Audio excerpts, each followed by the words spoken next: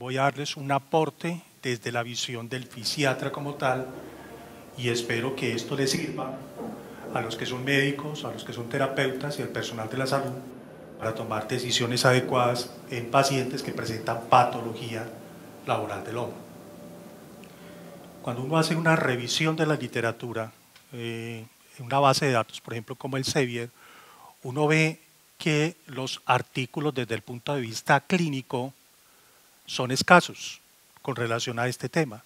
Los últimos artículos cifrados solamente son 12 en prácticamente los últimos 3 años. O sea, son artículos muy escasos que hay con relación a esta información. Sin embargo, los últimos artículos se han centrado más en determinar cierto tipo de factores de riesgo que pueden influenciar patología laboral del hombro. Y hay unos artículos muy interesantes sobre lo que es la parte de vibración y hombro, que es lo que se ha visto en la literatura recientemente. Cuando hablamos de hombro doloroso, tenemos que la prevalencia del hombro doloroso puede estar de entre el 1 al 64%. Sin embargo, hay edades como la edad de los de 12 a 18 años en que esa prevalencia puede estar del orden del 12 al 52% y en la edad media de la vida entre más o menos el 20 y el 55%. Esta corresponde generalmente a la edad supuestamente algo laboral y a partir de los 40 años, pues ya es evidente que pueden haber algunos cambios degenerativos que pueden incidir en la patología del hombro, con una frecuencia aumentada más en las mujeres que en los hombres. Desde el punto de vista de factor de riesgo, estos factores de riesgo por todos prácticamente conocidos, y entre esos factores están factores intrínsecos como los cambios vasculares que se pueden presentar, lesiones intratendinosas, fuerzas de tensión y de extensión. Acá hay una cosa puntual que les quiero decir, es que cierto tipo de tendones de la economía, especialmente el tendón supraespinoso, después de la edad de los 30 a 35 años, empiezan a presentar cambios vasculares y podremos hablar que ese tendón tiene características de ser un tendón enfermo por el diferente tipo de solicitaciones a la que está sometida, en este caso el tendón supraespinoso y los tendones que conforman el manguito rotador. La obesidad también se ha asignado como un factor intrínseco, las comorbilidades, específicamente aquellas enfermedades como la artritis reumatoidea, la diabetes, la polimalgia reumática y enfermedades como la fibromialgia. Dentro de esos factores intrínsecos hay reportes en la literatura sobre la angustia y depresión asociados a algunos tipos de fenómenos que se evidencian desde el punto de vista laboral en el cual puede estar implicado. Desde el punto de vista extrínseco, aquellos factores de inestabilidad glenohumeral, impigemen interno, lesión traumática, microtrauma, repetición. Desde los laborales, actividades deportivas y factores culturales. Miren que hay una playa aumentada acerca de qué tipo de factores pueden incidir en patología dolorosa del hombro. Desde el punto de vista laboral, en el año de 1997, la NIOSH publicó una serie de estudios epidemiológicos en el cual hablaban sobre que la postura, la frecuencia, la vibración y la fuerza son factores a tener en cuenta en ese tipo de patología de hombro. Cuando hablamos de postura, hablamos de aquella postura en la cual el hombro tiene tendencia a estar, de unas posturas que son extremas, específicamente en rotación externa. Es una postura que requiere muchas solicitaciones para el hombro, o posturas generalmente que pasan de ángulos de confort. Hablamos de un ángulo de confort, aquel en el cual el hombro está a 60 grados de flexión y a 60 grados de abducción. Con relación a frecuencia, nosotros no hablamos de repetitividad sino de frecuencia, es el número de solicitaciones por minuto.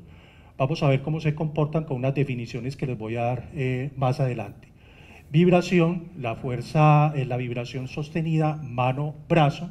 Hay reportes en la literatura en la cual dicen que una exposición de más de 1 hora puede ser un factor de riesgo para la parte del hombro. Y con relación de fuerza, vamos a ver cómo se comporta la fuerza más adelante. Acá tenemos unos criterios definidos en una guía técnica del Ministerio en el cual hablan que repetitividad, frecuencia, movimientos mayores de 4 horas por día, repetición de acciones 2 a 4 minutos o tiempo de ciclos menores a 30 segundos, fuerza manipulación de cargas de más de 4 kilogramos, más de 4 horas por día. Esta definición ya en las últimas guías que se han reportado, por ejemplo, de la SAGI o las guías que generalmente conocemos con los TLB, ya ha cambiado mucho este tipo de denominación, como lo vamos a ver más adelante. Postura, aquellos trabajos que implican postura de hombros hacia arriba, o sea, mayores a la horizontal, y hay una denominación mayores a 30 centímetros sobre la horizontal, pueden constituir un riesgo. Esto era lo que decíamos. Nosotros trabajamos anteriormente con unas cargas que eran teóricas a nivel de la articulación del hombro, entonces hablamos por encima del hombro de 13 kilogramos, a una distancia de 30 centímetros y a una distancia de 60 centímetros hablábamos de 7 kilos.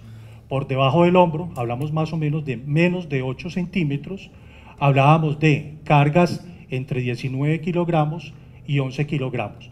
Acá hay una puntualización que quiero hacer, es que estas distancias se miden desde la parte del maléolo externo, 30 centímetros y 60 centímetros.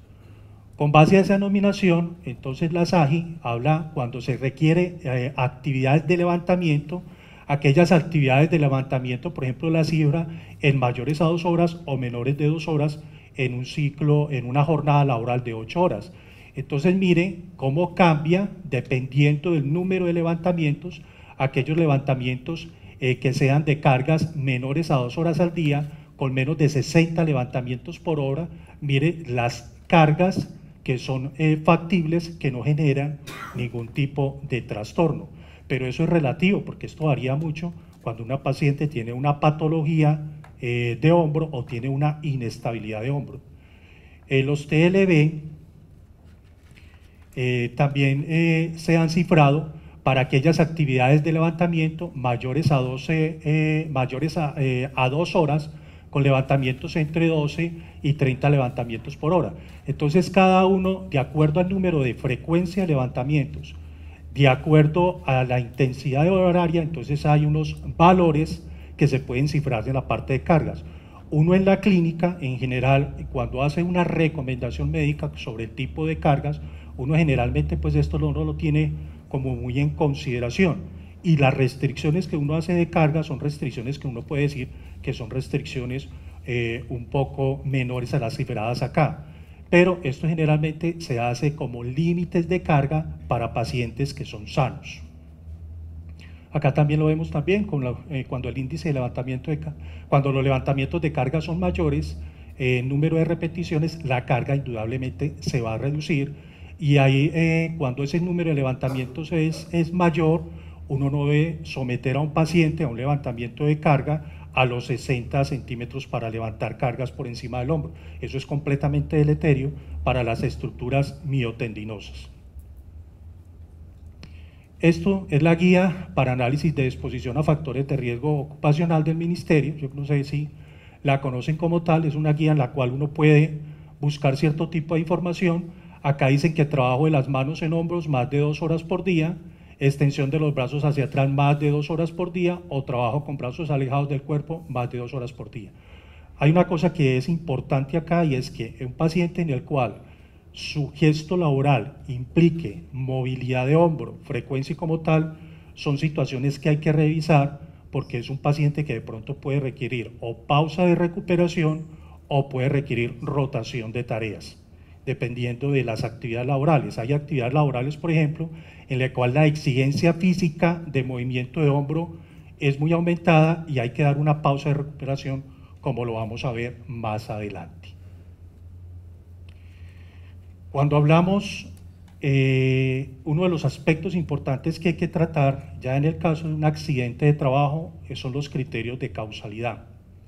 Cuando hablamos de criterios de causalidad, hablamos la relación entre un efecto y una causa que se puede presentar en cualquier contingencia desde el punto de vista laboral. Hay unos criterios universalmente aceptados que se denominan los criterios de Simoni, en la cual se debe evaluar adecuadamente la parte etiológica, o sea, si el agente traumático causa la lesión, la parte topográfica que corresponde a una concordancia entre dentro de la zona de impacto o la acción de fuerzas que generan sobre esa área anatómica. La parte cronológica es importante definir adecuadamente en esa parte cronológica la parte del tiempo y los primeros signos de síntomas, la continuidad sintomática, o sea, los síntomas puentes que se presentan, la proporcionalidad nos habla de la magnitud, la exclusión, que no tenga otra causa antecedente, y la indemnidad anterior, que no haya una patología anterior previa. Si nosotros tenemos en cuenta estos criterios de Simoni a la hora de hablar de causalidad en un accidente de trabajo, si nosotros revisamos, podemos determinar una serie de cosas. Se nos presenta muy frecuentemente en la clínica que hay pacientes que tienen patología degenerativa de hombro, que hay una contusión posteriormente en el hombro como tal, como un evento agudo, y posteriormente uno no sabe decir ni qué corresponde a qué. El paciente hace su proceso de tratamiento, su proceso quirúrgico, su proceso de rehabilitación, y es lamentable que al final de todo ese tipo de procesos uno tenga que hacer una junta médica para poder determinar el origen del tipo de lesión, cuando este tipo de elementos uno ya los debe configurar desde entrada para determinar qué corresponde a qué. Entonces hay pacientes que nos llegan generalmente a una junta médica en ortopedia a revisar adecuadamente la situación del paciente, a ver qué otras alternativas tiene o estrategias tiene de intervención, y nos encontramos con que el paciente tiene unas preexistencias por patología degenerativa con un evento agudo. Entonces mire todo lo que genera el costo y todas las dificultades que se pueden tener con eso. Hay otros criterios, unos criterios un poco más difíciles que me parecen de aplicar, porque se determinan prácticamente efectos altos o bajos, que se llaman los criterios de Bradford, que también son utilizados y que son muy similares en sí a lo que son los criterios de Simoni. Es de anotar que estos criterios no son nuevos, estos criterios vienen más o menos desde los años 70, los aplican en algunas mutuas españolas, y esto es importante también definir muy claramente esos criterios en el momento en que uno va a hacer un análisis de un evento desde el punto de vista laboral. No sé si ustedes conozcan un concepto que se llama estilo de respuesta anormal o distorsionado. No sé si alguien en la sala conoce ese tipo de término. Cuando uno hace un análisis de una historia clínica por un evento de un accidente de trabajo, uno tiene que tener en cuenta no solamente las circunstancias en las cuales se presentó el evento, sino algunas características como tal. En el análisis de esa historia de accidente de trabajo, uno puede ver que pueden haber algunas inconsistencias que se pueden ubicar en la anamnesis, uno puede ver unas incongruencias que se pueden dar en el examen físico, o pueden haber unas discordancias a la medida que uno va analizando ese tipo de historia clínica. Entonces yo creo que desde el inicio una de las cosas más importantes que se debe dar es esa parte de causalidad y la relación con los eventos que se van sucediendo. Dentro del mecanismo de lesión, las formas de lesión pueden ser directas, por compresión, aplastamiento, ahí están esbozadas, o indirectas por sobrecarga, o no afectan directamente la estructura en sí lesionada, pero pueden crear dificultades en el caso de las fracturas por angulación, por rotación o compresiones verticales. Hay unas clasificaciones que son muy claras, que son las clasificaciones ortopédicas de la Academia Americana de Ortopedia, en el cual se clasifican ese tipo de fracturas, y uno puede corresponder a si son de forma directa o indirecta, dependiendo del mecanismo de la lesión. Este es un cuadro que me dio la tarea de sacar del libro de Mirales, de valoración del daño corporal, en el cual acá cifran, dependiendo del mecanismo de la lesión, si fue indirecto o indirecto, en las diferentes lesiones que se pueden presentar, tanto a nivel de la escápula, a nivel del húmero o a nivel del manguito rotador. Entonces, generalmente hay unas solicitaciones que se dan por sobrecargas o cargas sobre esas estructuras miotendinosas o óseas, que nos pueden explicar si ese tipo de lesiones es por mecanismo directo o indirecto. Antes de pasar a la otra parte, y me parece clínica, acá vamos a hacer un repaso con unos elementos que de pronto les puede servir a ustedes. Uno de los aspectos más importantes en el hombro es la cintura escapular. Y en esa cintura escapular uno tiene que darse cuenta que esa cintura escapular tiene una serie de movimientos. Un movimiento tanto anterior como posterior, un movimiento que se denomina de rotación externa o rotación interna, o sea, básicamente lo que nosotros conocemos como el campaneo a nivel de la articulación escapulotorácica. Si uno entiende el mecanismo de movimiento de la articulación escapulotorácica, uno va a entender que ese tipo de articulación, que prácticamente actúa como una grúa, una pala de una grúa, tiene un centro que está ubicado a nivel de la articulación escapulotorácica y una articulación glenumeral. Ese tipo de estructura ósea es una estructura ósea que estáticamente es inestable. Entonces tiene que acompañarse de una serie de músculos que le dan la estabilidad dinámica adecuada a una articulación que es demasiado móvil, pero poco estable. Cuando uno entiende los diferentes mecanismos de movilidad de la escápula, uno puede ver que pueden haber desequilibrios musculares que favorecen que la articulación como tal no tenga la facilidad para poder hacer una elevación adecuada o las rotaciones adecuadas cuando se le solicita. Entonces hay músculos como, por ejemplo, el serrato anterior, ubiquemos el serrato anterior acá en esta imagen, ¿ya? El serrato anterior, que generalmente lo que contribuyen es a la estabilidad de la rotación externa, y hay un antagonista de ese serrato, ¿no?, que me facilita la fijación medial, que se llama el trapecio inferior. Entonces muchos pacientes en procesos de rehabilitación o después de los postquirúrgicos tienen unos desequilibrios musculares a nivel de este tipo de articulación, y es por eso que muchos de ellos dentro del proceso de rehabilitación no tienen los mejores resultados, porque se han enfocado como tal a la estructura de hombro y no se hace un trabajo adecuado de la cintura escapular y de la movilidad desde el punto de vista escapular. Bueno, acá hay una cosa importante. Hay unos músculos del manguito rotador, básicamente lo que sirven, facilitan la cocontracción y facilitan que la cabeza del húmero entre en contacto con la glenoides. Entonces, acá debe haber un equilibrio entre los estabilizadores escapulares y los músculos del manguito rotador. Clínicamente, ¿cómo explica muchas veces esa disfunción? Pacientes que vean con una sifosis postural, pacientes con anteversión de hombro o síndromes de cabeza inclinada. Entonces son pacientes que pueden tener una inestabilidad, un desequilibrio dinámico de todo lo que es la musculatura posterior.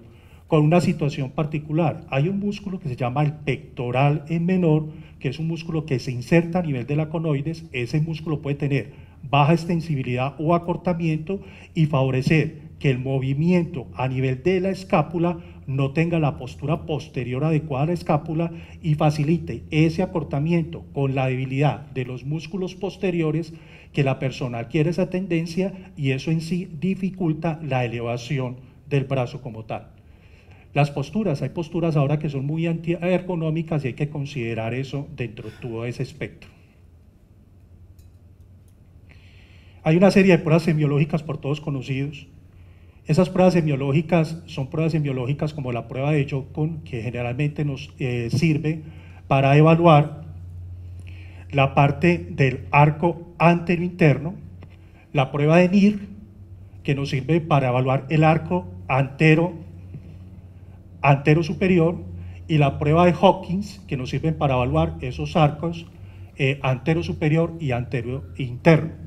Estas pruebas básicamente son pruebas que se utilizan para Impingement o pruebas para pinzamiento subacromial. Hay pruebas como la prueba de Paté o la prueba del infraespinoso, que generalmente no se evalúan el infraespinoso como tal.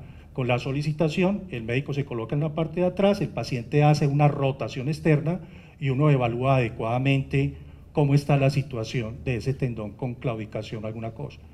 Hay pruebas como del tendón bicipital, como la prueba de SPI o la prueba de Jorgensen, y las pruebas del subescapular, como la de Gerber o la del belly test, como la prueba de Napoleón. Generalmente la semiología del hombro es una semiología muy rica, y con una sensibilidad y especificidad de las pruebas que es muy variable, y esa sensibilidad y especificidad de las pruebas para, por ejemplo, para el Hawkins-Kennedy puede llegar a una sensibilidad del 80% y una especificidad solamente del 56%. O sea, va a haber diagnóstico de enfermos, pero los sanos, esa especificidad es relativamente baja. E incluso hay algunos en estos artículos que cito acá, en los cuales dicen que en general las pruebas exploratorias del hombro posiblemente útiles se basen en estudios con carencias metodológicas bajas, por tanto no hay claridad y fiabilidad, y la evidencia acerca de la utilidad de las maniobras exploratorias es escasa, débil y contradictoria. Entonces, si toda la vida nosotros como clínicos hemos estado haciendo pruebas biológicas para determinar patologías del manguito rotador, patologías por inestabilidad, vemos que la sensibilidad y especificidad de ese tipo de pruebas ya están en entredicho. Entonces, ¿qué nos queda con relación a esto? Vamos a ver. Dentro de las evaluaciones que nosotros tenemos o que realizamos, hacemos evaluaciones de goniometría. El manual de calificación de invalidez pues utiliza ese tipo de evaluación para tratar de determinar adecuadamente si el paciente tiene alguna restricción o no. El proceso de goniometría para realizar es un proceso que ojalá la mayor cantidad de los médicos posibles laborales conocieran adecuadamente cómo se ejecuta de una forma adecuada, porque con eso hemos tenido dificultades como muy claras a la hora de evaluar esos rangos de movilidad. Muchas veces nos llegan pacientes para hacer solamente una goniometría de hombro como tal, y es un procedimiento que es sencillo, fácil de aprender y no tiene tantas dificultades. Se utiliza un goniómetro convencional y estos goniómetros que llamamos nosotros goniómetros de burbuja. Sin embargo, más que los arcos de movilidad articular o la amplitud de esos arcos de movilidad articular, es importante que se tenga en cuenta que hay unos arcos de movilidad funcionales del hombro que se llaman arcos de movilidad útiles, con los cuales uno puede ejecutar la mayor cantidad de actividades de la vida diaria y no necesariamente tienen que ser arcos completos para poder ejecutar ese tipo de funciones. Entonces es lo que llamamos arcos de movilidad. Mire el rango funcional, un hombro que puede llegar a una flexión anterior de 170 a 180 grados, solamente con 100 a 120 podemos ejecutar la mayor cantidad de tareas. Lo mismo para lo que son las rotación interna y externa. Entonces esto es un dato que quiero que les quede muy claro, que hay unos arcos de funcionalidad en el cual yo puedo hacer la mayor cantidad de tareas posibles entre el 80 y el 90% de las veces, y no necesariamente esperar a que un programa de rehabilitación vayas a encontrar pacientes con arcos de movilidad completos. Con relación a la goniometría, esto ha avanzado sobremanera y hay posibilidades ya de colocar goniómetros que nos miden adecuadamente esos arcos de movilidad. Entonces esto habla de la parte instrumental. Hay unos software, no sé si tienen referencia ustedes, de la Universidad de Valencia, en la cual utilizan una serie de instrumentos de medición y entre ellos se utilizan la goniometría experimental. Este es el goniómetro de burbuja que les estaba mostrando, con el cual uno puede hacer unas valoraciones muy adecuadas. También fuera de esa valoración de los arcos de movilidad, como lo veíamos con la goniometría, también yo puedo evaluar fuerza. La fuerza nosotros los clínicos la evaluamos con una escala de Daniels, simplemente 5 unidades como tal, como se comporta el paciente. Si el paciente pasa o la gravedad, tenemos un 3 si está a nivel de la gravedad, un 4 si hay con una leve resistencia, un rango de movilidad completo en 5.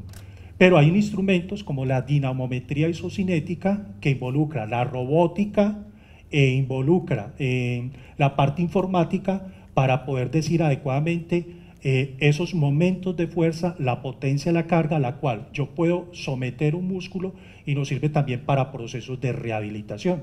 O sea que la parte dinamométrica en el hombro también se evalúa y es importante porque nos puede determinar aquellos músculos que pueden tener debilidad con relación a los otros. También se ha empleado la electromiografía de superficie. Ojo, electromiografía de superficie, no electromiografía de aguja. Entonces se colocan una serie de electrodos para ver adecuadamente cómo está esa actividad de neuronas motoras a nivel del deltoides anterior, a nivel del deltoides medio, a nivel del deltoides posterior, a nivel del trapecio. Eso nos da generalmente unas curvas, con eso nosotros le insistimos al paciente que haga una activación muscular y ocurre una serie de reclutamiento de unidades motoras. Entonces esto puede ser útil cuando vamos a evaluar realmente la fuerza de reclutamiento. En aquellos pacientes en los cuales haya dificultad en el sentido de que el paciente dice que no puede mover la extremidad alguna cosa o no puede utilizar, a través de un equipo NEO, que es un equipo en el cual incorpora la parte electromiográfica a un ecógrafo, uno puede colocar esos electrodos al paciente y ver cómo está la estimulación de esas unidades o si activa o no activa la parte muscular. Una de las cosas importantes también es lo de la inestabilidad de hombro. El 90% de las inestabilidades corresponden a una inestabilidad anterior. Ojo con esto, hay muchos pacientes que tienen una laxitud ligamentaria y con el tiempo pueden favorecer sus luxaciones. Un evento traumático puede llevar a una luxación anterior. Las luxaciones anteriores inicialmente tienen un manejo conservador. Cuando ya hay lesiones que solamente pueden verse desde el punto de vista de resonancia, como lesiones a nivel del labrum glenoideo, a nivel de la área glenoide inferior, anterior, posiblemente por lesiones de Bankart que se pueden formar ahí.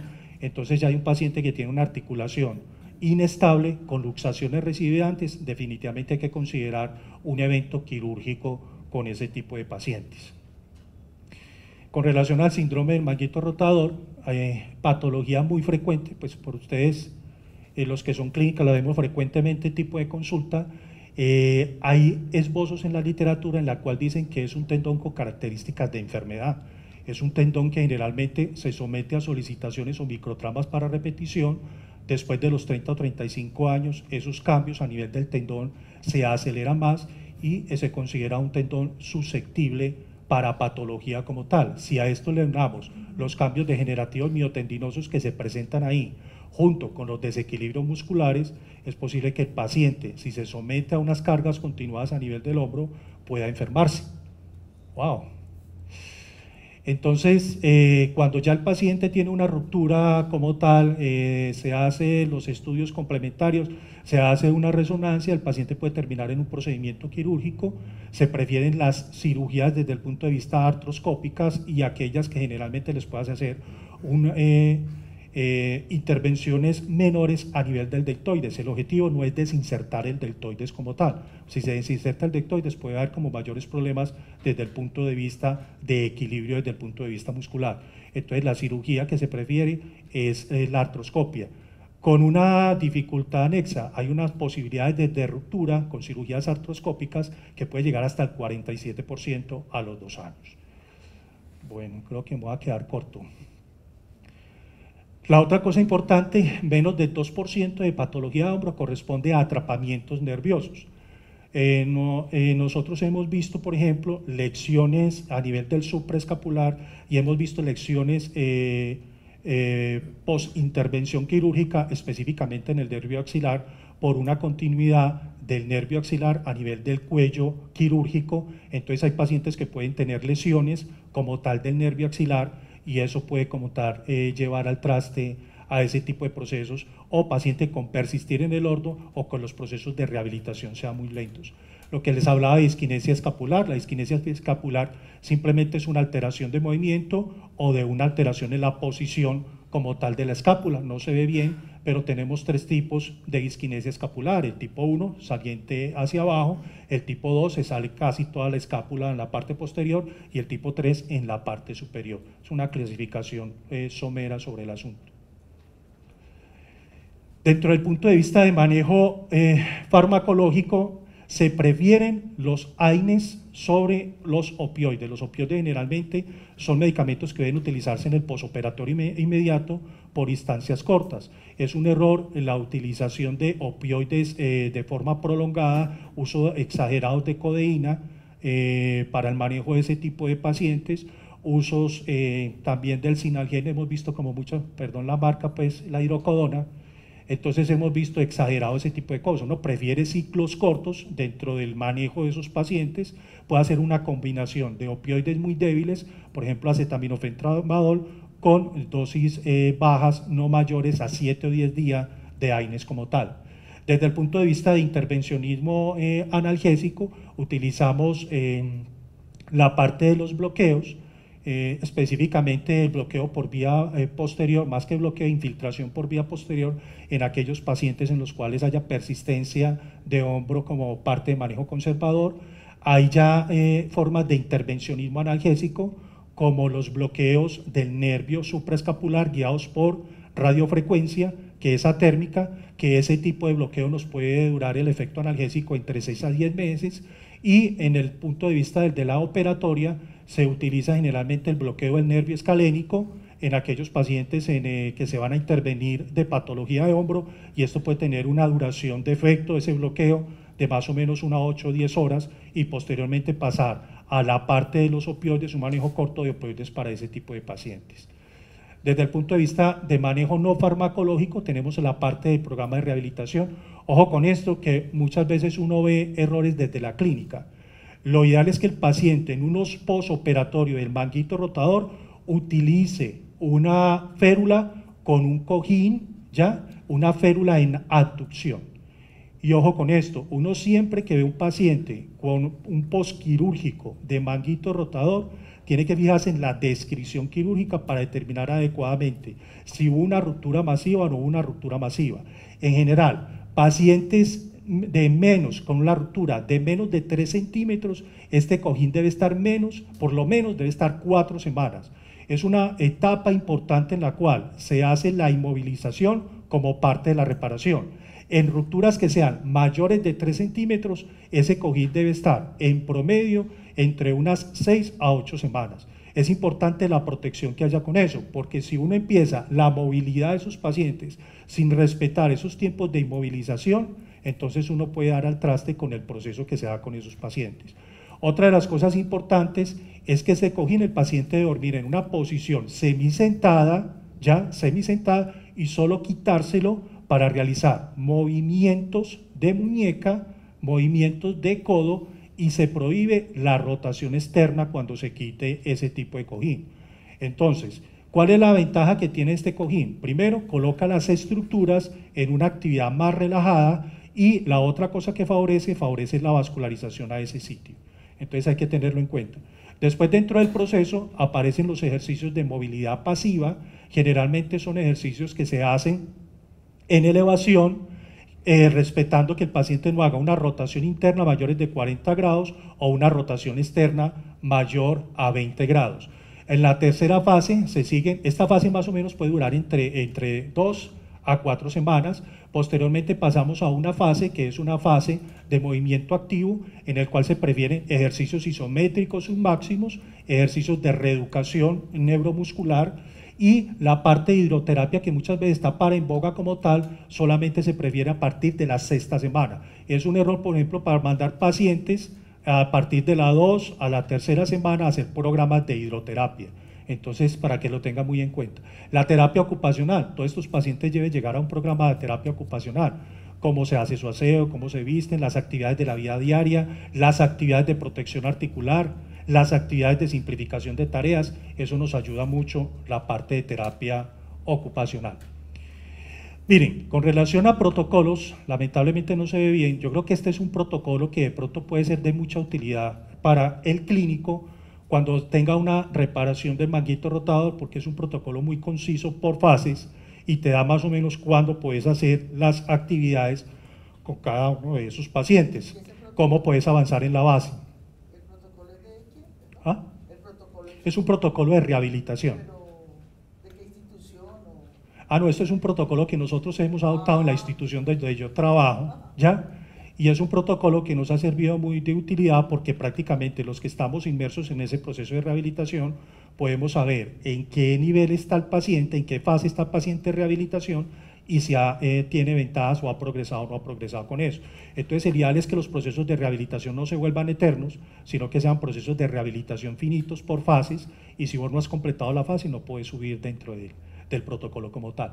Entonces hay unos ejercicios, las famosas puchas, que son ejercicios de estabilización en cadena cinética cerrada para la parte de rehabilitación de hombro, y más adelante, posteriormente, se empiezan con los ejercicios resistidos.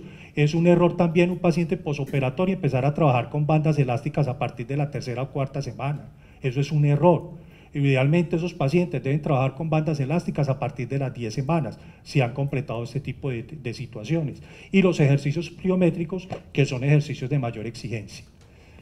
Dentro de ese protocolo de rehabilitación en hombros dolorosos, entonces nosotros tenemos que hay músculos que pueden tener un acortamiento y hay unos músculos que pueden estar más débiles.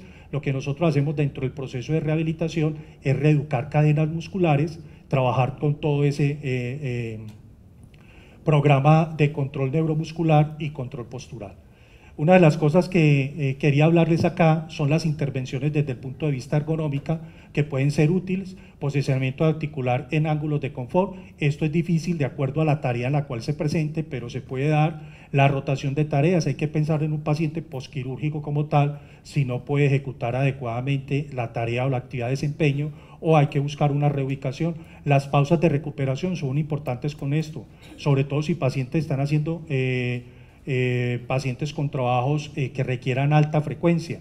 Generalmente en aquellos trabajos con alta frecuencia se prefiere que sea 10 minutos cada hora si esas frecuencias son muy altas. Disminución de carga física y algunos protocolos, diseño y organización de puestos de trabajo. Esto es un trabajo que nosotros hicimos en el 2011 en una empresa de cerámica en Medellín. Trabajamos lo que fue una lista de chequeo biomecánica, realizábamos lo que era la parte de evaluación de segmentos corporales, hombro, codo, muñeca, cifrábamos los arcos de movilidad, habían unos criterios de ponderación y por eso podíamos establecer nosotros cuáles puestos eran más críticos que otros. Entonces mire este puesto como tal, de pronto para hombro no, pero para cuello sí, y los trabajadores en las diferentes áreas que estaban ubicados en estos tipos de trabajo, nosotros podemos decir, hombre, definitivamente el paciente con una patología de manguito rotado no lo podemos mandar a este puesto. Entonces lo que tratamos en este momento y lo que uno debe buscar es la polifuncionalidad en el trabajo. Eso sería lo fundamental. Esto es lo que les estaba hablando de un programa, de una pausa de recuperación, inicio del trabajo, la parte laboral, a partir del inicio de la tercera hora, 10 minutos de recuperación, la parte del almuerzo como tal que no cuente, y posteriormente dentro de la jornada laboral tratando de mitigar. Ojo, pausa de recuperación no es una pausa activa. Pausa de recuperación es no hacer nada, ¿ya? Y eso es un error, hacer programas de estiramiento como tal dentro de ese proceso de ciclos de trabajo. Pausa de recuperación es una pausa de reposo. Listo. Hay algunas exigencias con relación a las tareas, exigencias desde el punto de vista de tareas en el trabajo. Hay unos requerimientos específicos de la tarea y hay unas condiciones del trabajador que muchas veces esas condiciones del trabajador con patología musculoesquelética pueden ser difíciles de manejar. Entonces, acá siempre lo que se debe tener en cuenta es una serie de elementos que nos pueden aportar varias metodologías del trabajo con el cual uno puede favorecer las intervenciones. Recordar siempre los ángulos de confort para la articulación del hombro, generalmente son entre 60 en abducción y flexión, como se los había dicho. Y en la parte, hay programas de intervención en empresa, estos programas de intervención en empresa, la literatura reporta cada vez más que se hacen, pero eso acá lo tenemos que mirar desde varios puntos y hacer un enfoque muy racional para este tipo de programas. Se utilizan manejos con mancuernas, se utiliza TRX, se utilizan los Kettlebell. Hay una experiencia que nosotros hemos tenido en una empresa de la ciudad con el uso de bandas elásticas, las pausas activas las hemos cambiado como tal, simplemente estiramiento, y hemos introyectado el uso de bandas elásticas. Para hacer esto tenemos que hacer varias cosas. Primero, evaluación previa a estos trabajadores de lo que es la cintura escapular, cómo está esa cintura escapular. Segundo, hacer la prescripción adecuada de la banda elástica. Tercero, hacer ejercicios en los cuales los rangos de movilidad no sean exagerados para el uso de bandas elásticas. Instruir adecuadamente sobre bandas elásticas, son grupos pequeños con líderes. Teníamos en esa oportunidad una terapeuta que generalmente iba por cada servicio como tal, haciendo el trabajo secuenciación. Posteriormente se lo pasaban a médico, al médico fisiatra en esa oportunidad, hacíamos la evaluación y la experiencia que tuvimos bonita con eso fue que llegamos hasta un centro de acondicionamiento dentro de la empresa, al cual podíamos llevar trabajadores seleccionados, no pacientes con patología, y era un servicio en el cual no se hacía programas de rehabilitación, sino se hacía un entrenamiento desde el punto de vista preventivo. Había un consentimiento informado para llegar al centro de rehabilitación y se trabajaba con objetivos. Lamentablemente cambiaron de ARL y hasta ahí ya nos llegó la dicha. Esto llegamos hasta unos formatos en los cuales instruíamos al paciente sobre el uso adecuado de las bandas elásticas y el uso de los estiramientos. Este es el centro de rehabilitación donde yo actualmente trabajo, que es el Centro de Rehabilitación Sura Industriales. Tiene una adecuada tecnología, tiene un equipo bien conformado y el objetivo es que nuestros trabajadores tengan la oportunidad de hacer un proceso de rehabilitación con calidad. Muchas gracias. Personas mayores de 35, 40 años, Ajá. dada la frecuencia tan alta, casi que empezarían a pensar que esa edad es casi que restricción para actividades laborales con movimientos por encima del horizontal, porque es que si a eso le suma uno las variaciones anatómicas, los Biglianis, las artrosis acromioclaviculares, las artrosis por edad, la artritis reumatoidea, los antecedentes traumáticos, entonces es casi que poner restricciones por edad a ese tipo de trabajadores, a ese tipo de personas que están en procesos de selección. ¿Qué tan importante consideran ustedes desde el Centro de Rehabilitación de Sura, que definitivamente están en la pomada? Claro que ustedes tienen muy escogidos sus pacientes porque sus pacientes en última instancia terminan siendo los pacientes de riesgos laborales definidos ya claramente como enfermedades profesionales y accidentes de trabajo. ¿Qué tan definidos tienen ustedes las restricciones para los trabajadores de acuerdo a los estudios de puesto de trabajo que conocen? Mire, lo voy a hablar como médico de salud ocupacional, no como fisiatra. La metodología de los análisis de puestos de trabajo es más bien pobre, ¿ya? Cuando la hay. Los estudios que hay son estudios más desde el punto de vista observacionales cuando se hacen que estudio de medidas. Las metodologías son muy variadas.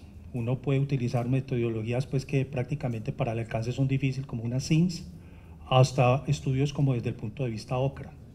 Cada metodología es específica para lo que yo quiero buscar, ¿ya? Si yo tengo un paciente con una patología de hombro y estoy buscando cómo está esa situación de manejo de carga y toda la cosa, lo ideal sería, entre comillas, aplicar una metodología base que sería una metodología de OCRA. Ese sería por ese tipo de cosas. Cuando usted me dice que ese tipo de pacientes con las características que tiene, con las recomendaciones que tiene, hombre, yo creo que hay una cosa importante que se tiene que ver dentro de las empresas y es la organización del puesto de trabajo y el diseño de puesto de trabajo. Y una cosa que se debe buscar con los pacientes mayores de 30 años es la rotación de tareas y la polifuncionalidad en los puestos. Hay empresas en el sector, que usted mismo lo sabe, que manejan cargas por encima de la horizontal del hombro y movimientos de frecuencia. Y muchos de ellos terminan calificados como enfermedad profesional. Entonces acá hay un aspecto importante, la magnitud de la exposición y el tiempo. Esos dos factores son condicionamientos. Si yo tengo un trabajador que 30 años está como pulidor en una empresa o un esmaltador que requiere actividades por encima de la horizontal, el paciente no solamente se va a quedar en 25 años, el paciente envejece. Entonces, si fuera el envejecimiento, le colocas esa serie de cargas que hay a nivel articular, el paciente se te va a enfermar. ¿Qué hacemos nosotros cuando tenemos un paciente con esas características? Nosotros con esas características, dentro del proceso de rehabilitación, tratamos la patología en sí, ¿ya? Pero también necesitamos un acompañamiento por parte de la empresa y para eso hay un reintegro laboral con una terapeuta de reintegro, en el cual va a la empresa, ve las características de la empresa y buscamos la opción de reintegro en las mejores condiciones que se pueda para ese trabajador. No hay condiciones perfectas en el trabajo, hay adaptaciones que se pueden hacer en el trabajo. Y lo que nosotros pretendemos con eso es que el trabajador, al menos que se reintegre, tenga las recomendaciones que no pueden llamarse recomendaciones como receta de cocina, como ve uno mucho ahí, no levantar el hombro sobre la horizontal o no levantar más de 5 kilos. Las recomendaciones deben ser dirigidas directamente al puesto de trabajo que desempeña el paciente, con las características del puesto de trabajo que tiene. Pero vuelvo y le digo, si uno opta en el trabajo por medidas de prevención, a través de programas de ejercicio de acondicionamiento en el trabajo. Lo ideal es evitar que los pacientes se nos enfermen. Pero hay pacientes como tal en el cual la exposición ha sido continua ya mucho tiempo, que indudablemente se vuelve un lastre y se vuelve una carga para el sistema de salud, para nosotros que manejamos ese paciente con todas las connotaciones que se tienen. La otra pregunta que le quería hacer es, ¿qué tanto peso tienen y cuáles preexistencias son las que consideran ustedes que tienen peso para determinar el nexo de causalidad en las patologías de hombro tipo síndrome manguito rotador, ruptura de infraespinoso, de supraespinoso? Sí. ¿Qué preexistencias consideran ustedes que tienen más peso que la eventual causalidad laboral? Sí. Desde el punto de vista clínico, desde el punto de vista médico, hemos visto pacientes, por ejemplo, con asimetrías escapulares, ¿ya? Por cambios a nivel de columna torácica. Usted hablaba ahora muy claramente los tipos de acromio, generalmente acromios curvos, aquellos pacientes que tienen la parte escapular caída, eso es un factor. Pacientes con laxitud ligamentaria, y eso es una de las cosas en las cuales el médico laboral debe estar atentos a hacer pruebas para ver la laxitud que tienen esos hombros. Paciente uno con una simple prueba de Apley puede darse adecuadamente cómo están esas rotaciones en esos pacientes. O sea, si usted me habla de ese tipo de cosas, entonces yo le diría laxitud ligamentaria, desequilibrios musculares, pacientes con anormalidades a nivel estructural de columna y pacientes generalmente con hombros caídos. Entonces, generalmente uno puede dar sine qua non. Nosotros como médicos ocupacionales, en general, vemos cierto tipo de características o biotipos del paciente que lo puede hacer más susceptible como tal. El paciente con una cifosis postural, ¿ya? Es un paciente que puede tener un desequilibrio muscular importante. Si trabaja en una actividad de frecuencia repetitiva que requiere exigencia de cargas de hombro, es un factor de riesgo que se puede presentar en esos pacientes. Por eso es tan importante los programas de acondicionamiento de ese tipo de pacientes. El trabajador debe ser un atleta para lo que hace. Muchas gracias.